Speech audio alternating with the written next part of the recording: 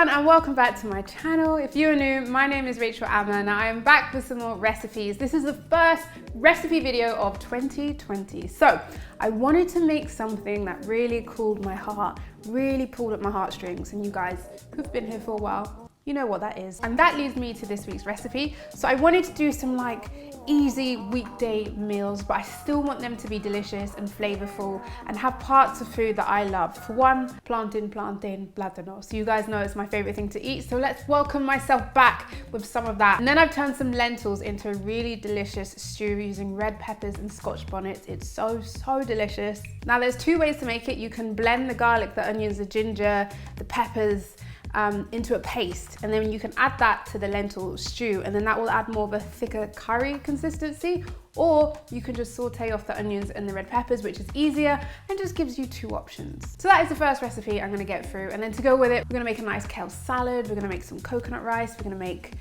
some plantain, we're going to have some flatbread. It's just very delicious. So I really hope you guys are excited for this week's recipe. It's super simple, super delicious. Please give this video a thumbs up if you're excited for the recipe. Don't forget to subscribe because I'm back now with more videos to share with you guys. And let's get into the first recipe. The seasonings for this recipe are curry powder, dried thyme, and some smoked paprika.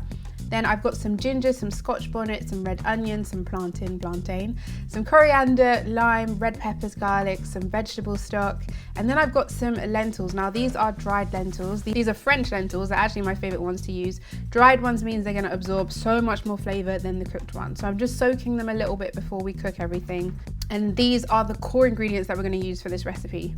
So I'm going to finely slice up my red onion. For this, I'm not going to turn it into a paste, so I want them nice and fine, but you can also turn it into a paste. When they're fine like this, they can really caramelize up, which is how I love it. So I'm going to add some oil to the pan, void the oil if you don't cook in oil. Get it nice and warm, sizzle those onions, season it with a pinch of salt, and let's let them get brown. Meanwhile, I'm going to cut up these red peppers, and again, I'm going to keep it nice and fine. Check on my red onions, and you can see there's some really beautiful caramelization. So now we're going to add in our peppers that are nicely chopped up, straight in with the onions, and they're going to begin to soften just how we want them to. Give them a nice good mix in. Let it all combine. While the peppers are softening up, I've got some ginger. I'm going to use about a thumb size, and I'm going to use my spoon to take off the outer skin. Sorry for that angle. It's very awkward in my kitchen. If you saw behind the scenes, you would understand. And I'm just going to finely grate my ginger. It's just a really quick, easy way to cut down on the ginger. Then I've got some garlic. Now this is a huge bowl. The cloves are really large, so I'm just going to use two, but use as many or as little as you like. So I'm just going to smash it down. These were thick, these were heavy. They needed some serious smashing. Take the skins off and then just roughly chop them up. You don't have to be too precise, just go with the flow. Then with my Scotch bonnet pepper, if you like a good amount of heat, we're going to use the whole one, but if you like a very gentle heat, cut it in half, and then you see all these seeds, they pack a punch. So if you don't want heat, take the seeds out, and be careful you don't want to touch your eyes in this process. But if you want heat, keep the seeds in. So now that our peppers and our onions have really softened up, we're going to add in our garlic and our ginger. This is going to help start bringing that flavor palette to life. So we're going to mix that all in together, get it nice and combined. Then we're going to add in our seasonings, and then we're going to get more and more flavor to these onions and these peppers.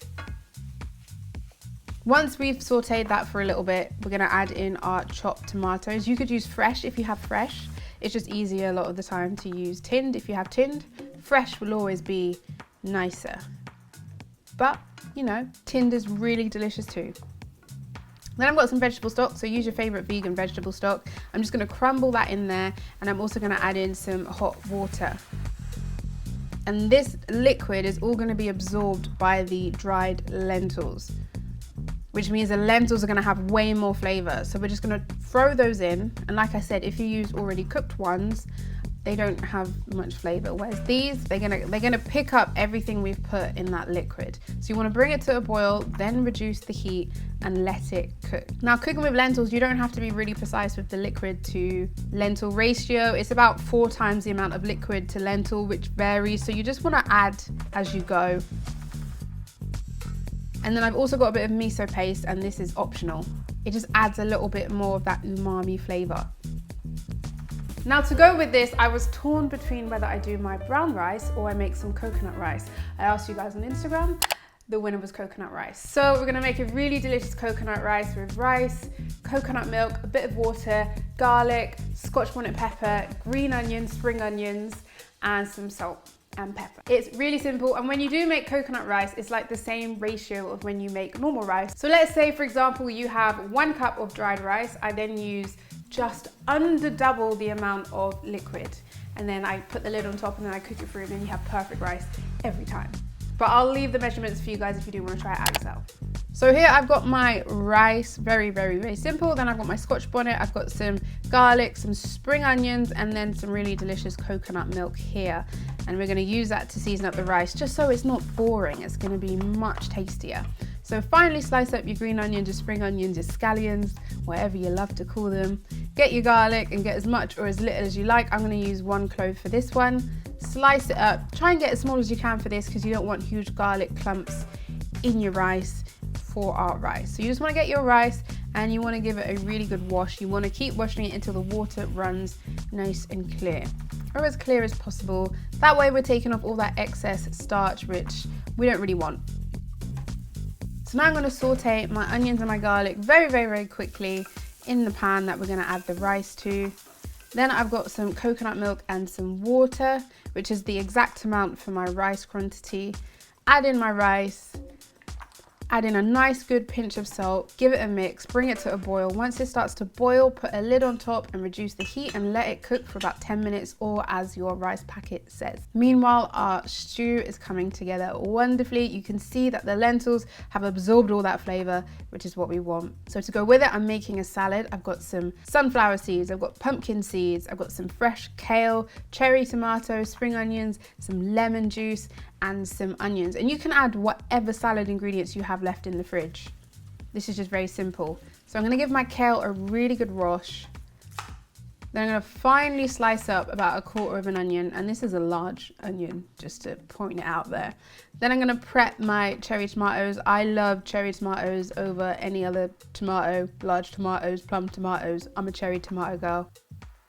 To my bowl to prepare my salad, I'm gonna add my kale. I'm gonna squeeze in a really generous amount of lemon juice. You could use vinegar, you could use your favorite salad dressing, balsamic vinegar. I just love to keep it simple and add some lemon. Add in some black pepper and some salt. The lemon's got vitamin C, so it's gonna combine with the vitamins in your kale. So when you digest it, you get even more vitamins. Then I've got some olive oil, which is optional, and you want to make sure you've got super clean, really clean hands, and you're going to massage the liquids and the kale together, and this is going to soften it up, break it down, and make it easier to digest. Then I'm going to add in my red onions, my cherry tomatoes, and then I'm going to sprinkle in my sunflower seeds and my pumpkin seeds.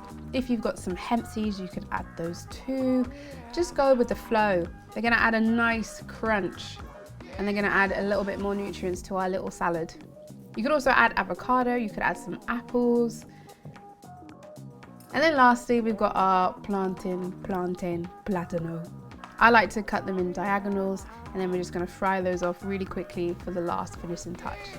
And then here you have our big bright kale salad with some fried plantain, our nice stewed lentils, the red pepper, Scotch bonnet sauce, with some coconut rice. I've added some fresh coriander on top. I sprinkled on some extra chili flakes for a little bit of heat.